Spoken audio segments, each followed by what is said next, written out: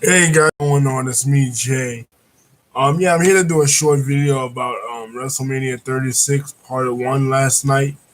Um, the world is going through quite a bit of turmoil right now because of COVID-19, aka the coronavirus, as I reported in my other video. But that doesn't stop Vince and Kennedy McMahon and the WWE from putting on a show.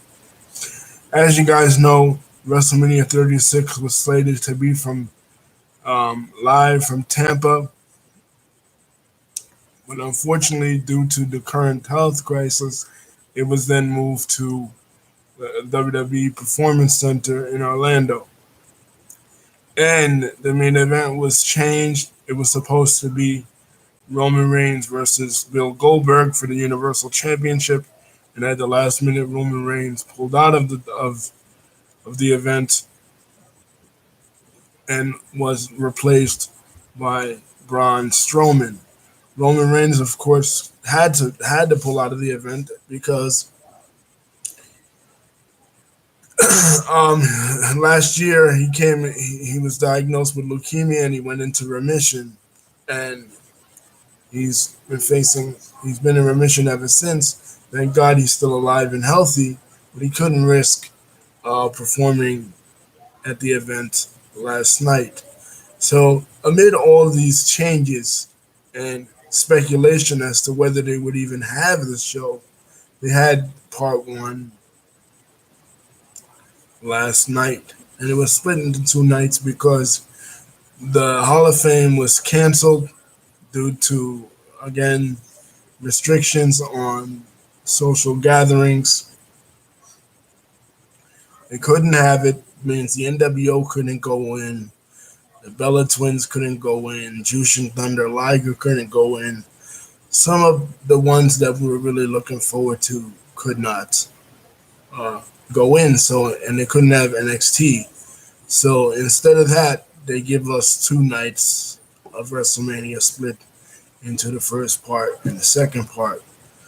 Um, the show begins with Stephanie McMahon explaining the unique circumstances that even in this time of crisis and distress, WWE is still going to provide us with wrestling entertainment, despite the fact that there was no people there. It was the performance center was completely empty.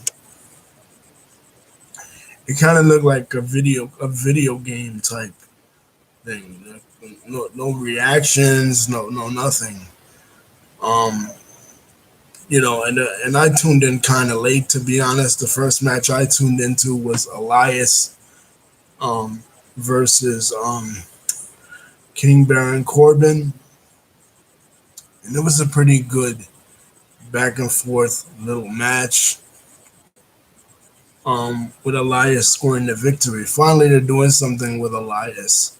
For all of last year, he just went around singing, and he was getting. I mentioned this in another video. He was getting beat up by Jeff Jarrett, by the Undertaker, by Cena last year, and he was just getting buried constantly by Jeff Jarrett. But finally, the Macho Man's son. It's not really the Macho Man's son, but he looks like the Macho Man. Is finally scoring a couple of victories, especially over Baron Corbin, who completely sucks. Guys, let's be honest. Um, the next match was the triple threat ladder match for the tag team titles. Now, I think this was due to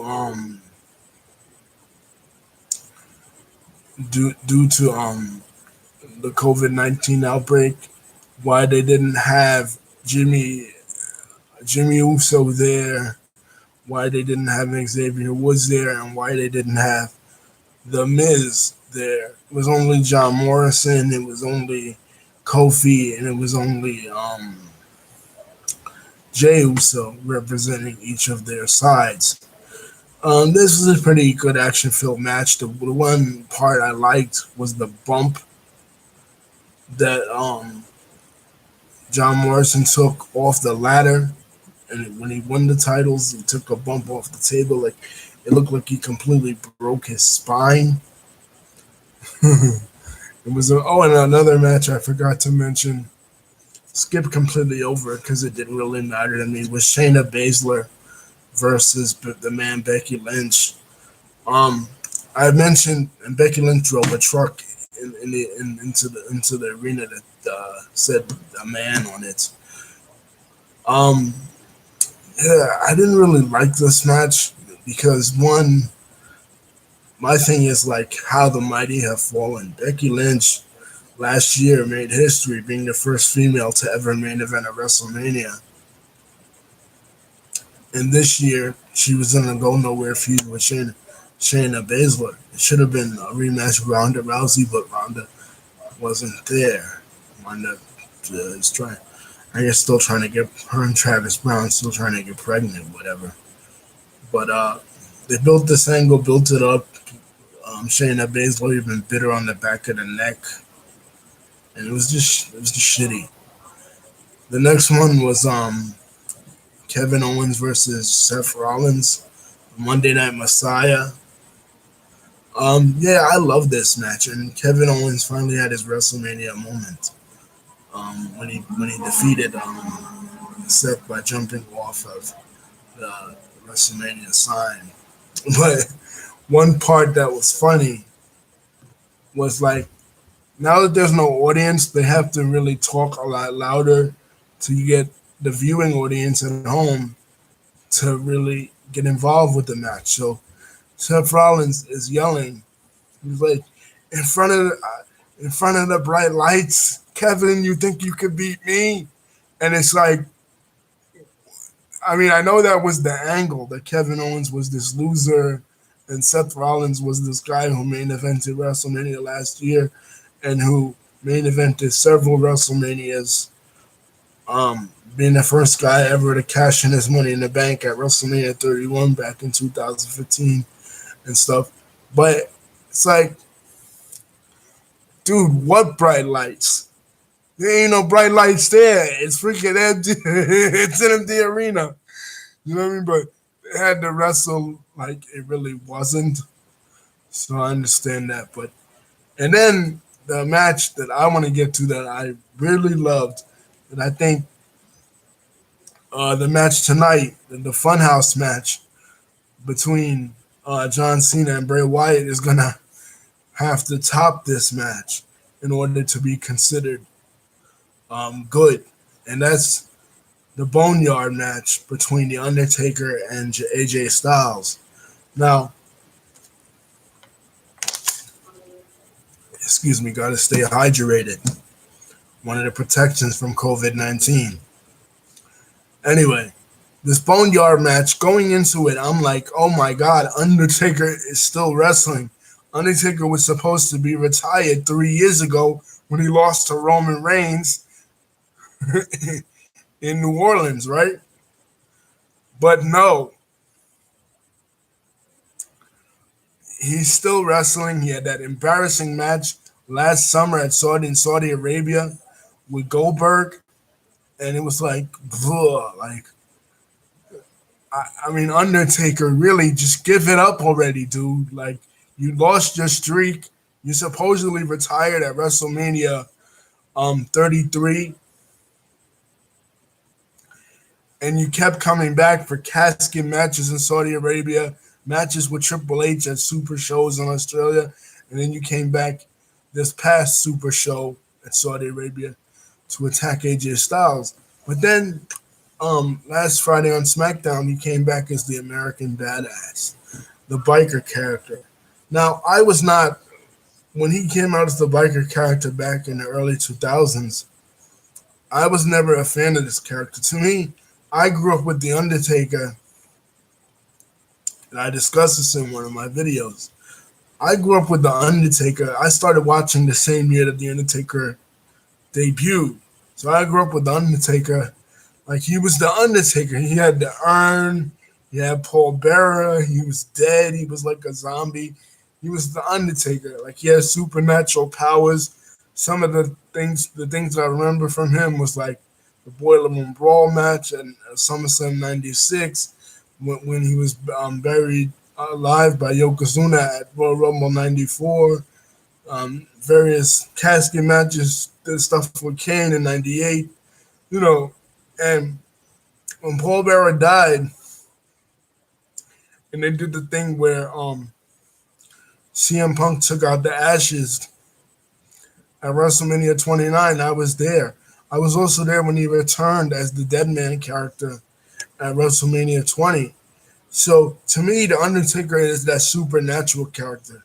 He's the Dead Man. When he used to do the American Badass, yeah, kind of like the song, uh, that he would come out to, American Badass by Kid Rock and the other one by Limp Bizkit. And it was kind of corny, like the Undertaker as a human being coming out with his wife Sarah during the whole invasion angle was kind of stupid. Like, how can you call him the Undertaker and he's some kind of motorcycle rider and he's not the true Undertaker? So I wasn't happy to really see the American Badass come back, and I wasn't happy to see him wrestle at such an advanced stage. But he really shocked me in this because this was something different. Usually when they do these matches from like far away, like they did the monster truck match at Halloween Havoc '95 between Hulk Hogan and the Giant pulls off Cobra Hall. And you're like, oh, that's so corny. You know what I mean? They're trying to make it like a movie, but it was lame. But with this match, it was really good. They had done graveyard matches before. Again, I think there was one in WCW between Sting and Vampiro in like 1999 or 2000. But WWE had never done one. So this one was a little bit different. But the way they made it was like a movie. You know what I mean? Like Undertaker kept chasing AJ Styles around, chasing him around. And then the OC comes out and he starts beating him up. And to me, it was like nothing I'd ever. It was done movie-like, but it was cinematic and it was done really well. And that's different for wrestling. They took a different approach because they couldn't have it in the arena. They had it outside. And it really added to that scary type element that we all love about The Undertaker still while doing the American Badass character. So that stood out to me. And that was, to me, that was the saving grace of the show, that and the Seth Rollins match. Other than that, everything else was kind of stupid. There was a lot of commercials, and it was like, really weird not having an audience. Like I said, it felt like a video game. And then the Universal Championship match. Now, I do have a complaint about this match. One, because I like Braun Strowman. I always kind of liked him, like when he really started getting that. Not when he was with the Wyatt family, but like when he really started getting that momentum in like 2017 and 18. I really started liking the character, like when he would turn over ambulances and everything. And I'm like, okay, they gave him the win at the Greatest Royal Rumble, the first event in Saudi Arabia. So when are they going to really put the belt on him and when are they going to really run with him? But then after that, it's like he dropped the ball. You know what I mean? Like they really dropped the ball with Braun. They had him in that stupid ass match. Now in retrospect, it kind of looks good, I guess, on paper that he was in a match with the heavyweight champion of the world, the boxing heavyweight champion of the world, Tyson Fury at Saudi Arabia a couple months back. But at the time, it was like they were trying to recreate Stone Cold Steve Austin and Mike Tyson, and it really just wasn't working, and it just fell flat. And the whole these hands gimmick was just stupid, and Braun Strowman just lost a lot of momentum by them never putting the belt on him. Now they finally put the belt on him, but it was only because Roman Reigns dropped out. It was supposed to be the spear versus the spear, the old spear of Goldberg versus the new spear of Roman Reigns. And it just didn't happen. And they finally put the belts on Braun Strowman. But it just felt like a last-minute decision. Oh, let's just put the belt on Braun Strowman because we were going to put the belt on Roman, but we couldn't. Instead of just having Goldberg go over and then hold the belt until SummerSlam, they put the belt on Braun. Now, maybe they didn't want to put the belt on keep the belt on Goldberg because they want to have a champion, keep doing shows. But how can you keep doing shows when you don't even know when this coronavirus shit is going to end? And you might have to stop going on the road until it's over. Like after WrestleMania. So just keep the belt on Goldberg into the summer until Roman can come back and win it. Now you're going to have Roman versus Braun Strowman at SummerSlam, something we've already seen in various forms already. So that's it. And also the Kabuki Warriors,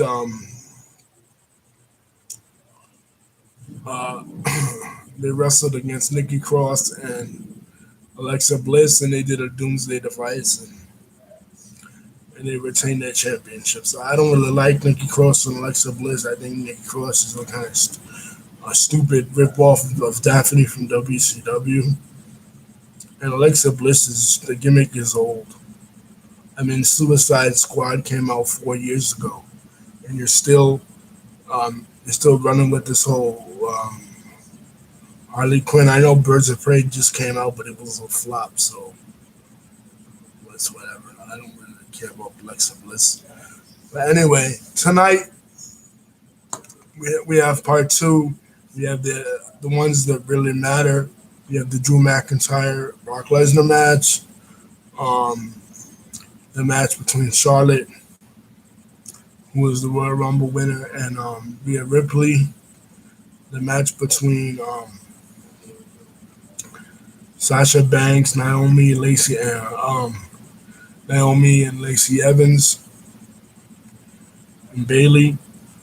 And we have the John Cena Funhouse match against The Fiend. This is the big night. This is the ones that really, like I said, the ones that really matter. I guess splitting WrestleMania up into 2 nights could be a good thing because they do have their own network. And, years, like for the past 2 or 3 or 4 years, at least until like they had their own network, WrestleMania had been going on for hours and hours. And it was just like, one year, like I think it was 2017, I remember watching WrestleMania from like the time it was light outside to the time it got dark outside. And it was like, damn, WrestleMania is just too damn long. So splitting it up into 2 nights was kind of a smart thing, and maybe they'll continue to do that in the future, even without this crisis that we're currently going through. We got to see. But my predictions is that Rhea Ripley will win. Drew McIntyre might not win because sometimes with Brock Lesnar matches, like for the example, in 34, when we thought Roman was going to win and he didn't, and they still went with Brock retaining. And the example of 31, where we thought Brock was going to win and he didn't, and Seth Rollins cashed in his money in the bank. So Brock might still win because, like somebody was saying to me earlier, Drew McIntyre is a new kind of star. He's just being relaunched. They're doing a lot of shows with him on the WWE Network, and they want to launch him in a big way. Like he won the Royal Rumble in a big way, and they want to launch him in a big way, but they can't really do that because they don't have an audience. So wait until SummerSlam and put the belt on him at SummerSlam. Don't put the belt on him now. Rhea Ripley, yeah, she'll win. John Cena, my prediction is John Cena will win. Maybe. I don't know because, like, he beat Bray Wyatt at 30, so, like, why not give Bray the rub here? I mean, Bray had to take the loss in Saudi Arabia against Goldberg, so, tit for tat, give him the win in his specialty match. But then again, if John and Bray go on last, Vince, he likes to send the fans home happy. So My prediction with Sasha and Bailey, um, I think Sasha will um, win the SmackDown Women's Championship tonight because she is going into, like, if Bray Wyatt and Sasha win tonight, and I've always liked them, I think this will be a worthwhile WrestleMania to me, even considering the circumstances. But that might not happen. So whatever. You know, Goldberg, and let me just say, Goldberg was completely demolished, and I'm glad he was because fuck Goldberg. You know, no Triple H at WrestleMania this year. Rob Gronkowski was the host with Mojo Rawley. It was again a callback to the Andre Memorial Battle Royal from 3 years ago. I heard he's gonna sign with WWE. Now, sure how true it is. But anyway, we'll see what's going to happen tonight. Peace.